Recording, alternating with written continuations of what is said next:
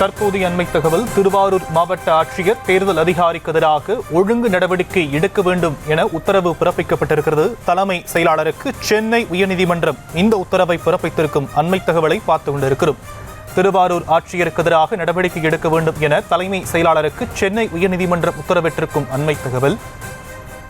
திருவாரூர் மாவட்ட ஆட்சியர் தேர்தல் அதிகாரிக்கு எதிராக ஒழுங்கு நடவடிக்கை எடுக்க வேண்டும் என தலைமை செயலாளருக்கு சென்னை உயர்நீதிமன்றம் உத்தரவிட்டிருக்கும் அண்மை தகவலை பார்த்துக் கொண்டிருக்கிறோம். விவரங்களை எம்முடைய செய்தியாளர் மதியழகன் வழங்கலாம், கேட்கலாம். மதியழகன், எந்த வழக்கில் இந்த உத்தரவு பிறப்பிக்கப்பட்டிருக்கு, அதற்கான காரணம் என்ன?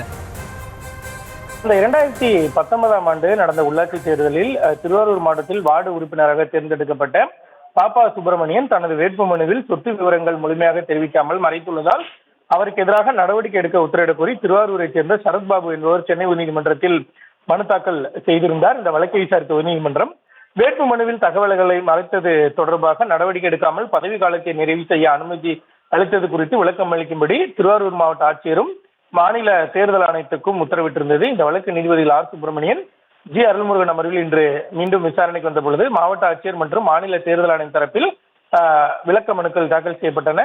அதில் தேர்தல் நடைமுறைகள் முடிந்துவிட்டால் புகார்கள் குறித்து விசாரணை நடத்த மாநில தேர்தல் ஆணையத்துக்கு அதிகாரம் இல்லை எனவும் குற்றச்சாட்டுக்குள்ளானவரை தகுதி நீக்கம் செய்ய முடியாது எனவும் மாநில தேர்தல் ஆணையம் சார்பில் தெரிவிக்கப்பட்டது. மாவட்ட ஆட்சியர் தரப்பில் சட்டப்படி தற்பொழுது பாப்பா சுப்பிரமணியனுக்கு எதிராக தேர்தல் அதிகாரி மாஜிஸ்ட்ரேட் நீதிமன்றத்தில் தனி புகார் மனு தாக்கல் செய்துள்ளதாக தெரிவிக்கப்பட்டது. இதனையடுத்து வேட்புமனுவில் தகவல்களை மறைத்தவர்களை தகுதி நீக்கம் செய்ய முடியாவிட்டால் எதற்காக தகவல்கள் கேட்கப்படுகின்றன என நீதிபதிகள் கேள்வி எழுப்பினர்.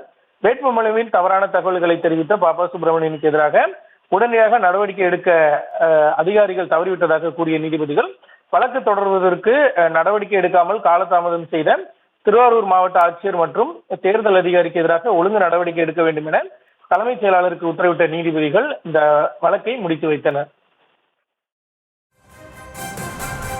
வழக்கு தொடர்பான விவரங்களுக்கு நன்றி மதியழகன்.